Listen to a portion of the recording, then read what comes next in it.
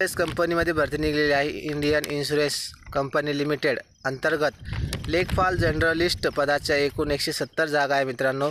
भरण्यासाठी पदानुसार मागण्यात येत आहे। अर्ज ऑनलाईन पद्धतीने करायचा आहे मित्रांनो। अर्ज 10 सप्टेंबर 2024 पासून सुरू झालेला आहे मित्रांनो।